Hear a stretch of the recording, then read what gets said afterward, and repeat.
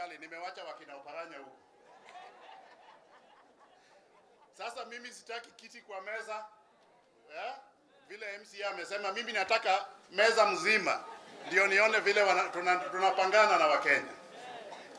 Na sababu ambayo imefanya nikatoka kwa serikali ni kwa sababu nimezunguka katika kila pembe ya nchi yetu. Na wananchi wanalia.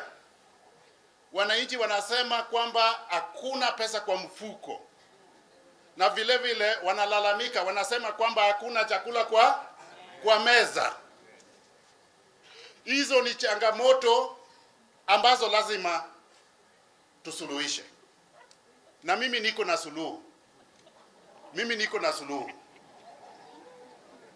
Nimesema kwamba nikichaguliwa kama rais ya nchi hii, kwanza nitateremusha ile tax ya income tax kutoka 35% naleta chini mpaka 20%. La pili, nitateremusha ile VAT kutoka 16% mpaka 10%. Ile tax ya ICT, hiyo nitatupilia mbali na tuzike katika kaburi la sahau.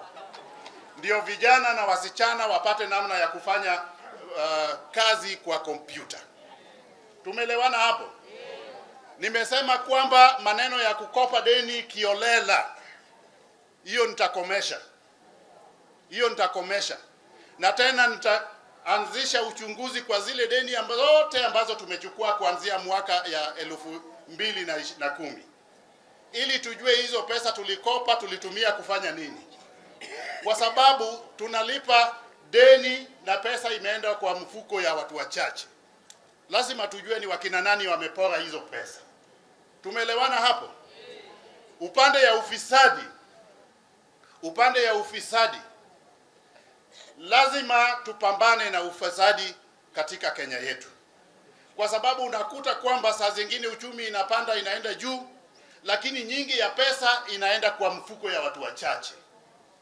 Kwa sasa, wacha niwaeleze, mali ya Wakenya, karibu 90% ya mali ya Wakenya iko katika mkono na mfuko ya watu 125 peke yake.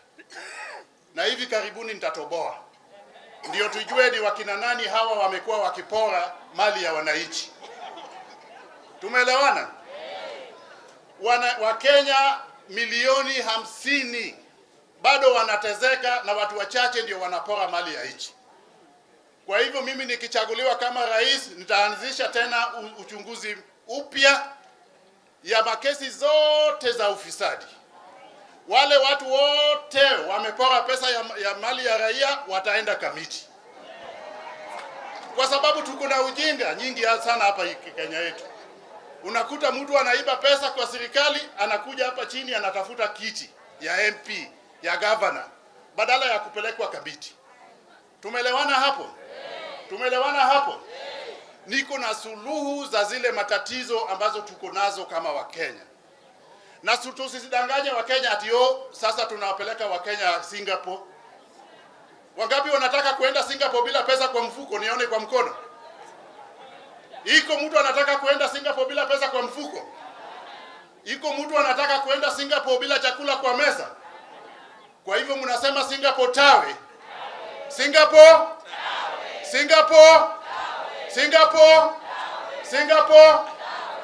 Bas. That is the agenda that we want to pursue. I've got a vision and a mission for this country to sort out the challenges that we have been facing.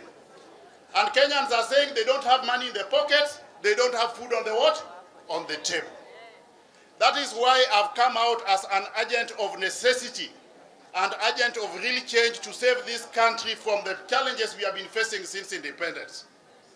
If and when I'm elected the President of the Republic of Kenya, immediately I will reduce income tax from 35% to 20%.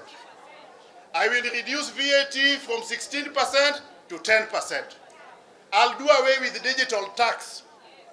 On corruption, I will reopen all corruption cases which have taken place, mega corruption, under the period of the current constitution from 2010 to date, so that Kenyans can have a closure on these mega corruption cases.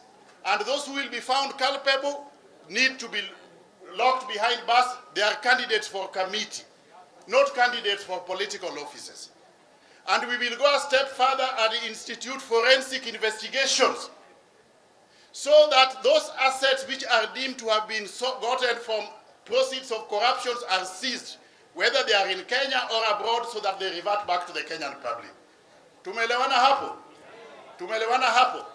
And on issues of debt, I will put an end to issues of unwarranted borrowing without following the Constitution.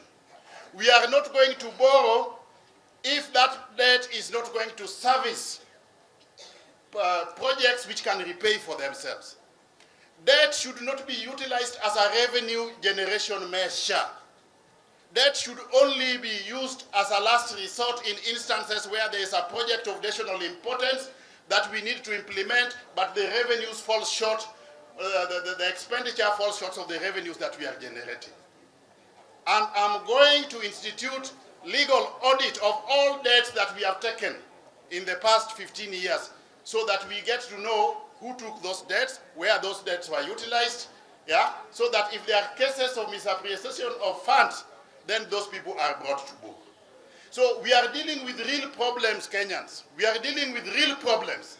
Problems of debt, problems of high cost of living, yeah, problems of high taxation, problems of unemployment. And these problems need an agent of change to sort them out, not legacy politicians. So we cannot be telling Kenyans that we are taking them to Singapore. How do you take Kenyans to Singapore, yet they don't have money in their pocket? How do we take Kenyans to Singapore, yet they don't have food on the table? Are we together? So I'm appealing to the people of Western and Nyanza to continue working together politically. You are aware that we have always worked together, and because I'm the only candidate from this region who has so far come out, I'm appealing to the people of Western to join forces with people of Nyanza and rally behind me as a bloc before I reach out to other communities to back my presidential bid. Thank you very much. May I invite Honorable Wycliffe Ambassa Oparanya. Support yenu. Kitu ya muhimu sisi aswa watu wa magharibi mwa Kenya, kitu ya muhimu ni sisi kuja pamoja. Tuje pamoja, tukifika wakati huo, kama mnataka muheshimike, watu wangu, mnataka muheshimike mpaka msimame mahali pamoja. Kama zile jamii zingine, tukisimama pamoja tutaheshimika. Ndio kwa sababu mimi mwenyewe nimechukua nafasi ya kuongea na mandugu zangu ambao wako kwa vyeo vya juu. Mheshimiwa Musalia, Mheshimiwa Wetangula tumekuwa jana na yeye kule Busia, na Mheshimiwa Eugene Wamalwa, kwa sababu hao ndio wako na vyama. Mimi niko katika chama cha ODM. Kasema tusimame pamoja kama jamii, mambo yetu tufanyie pamoja, tuamue pamoja mahali sisi tutaenda. Na tukienda mahali pamoja, tukiwa kwa serikali, tutapata share kubwa ya hiyo serikali kuliko mtu kuenda njia yake. Vizuri, mimi nimekuwa ODM kutoka mwanzo, na vizuri ya ODM sasa imeingizana na UDA kuanza mazungumzo yao ya kuja pamoja 2007. Na sisi tunaunga hiyo mazungumzo tukiwa na amani. Kwa hiyo mazungumzo hatutaki matatizo katika hayo mazungumzo. Hapo ndio tuko. Bwana Wallo, because you are my friend, I wish you all success. Ukipata basi pia mimi nitakuwa na kuwevia huko na kuambia unaniona. Kama unaniona basi. Lakini sisi tuko hapo mahali tuko, na tutaendelea kuwa hapo kufika 2027.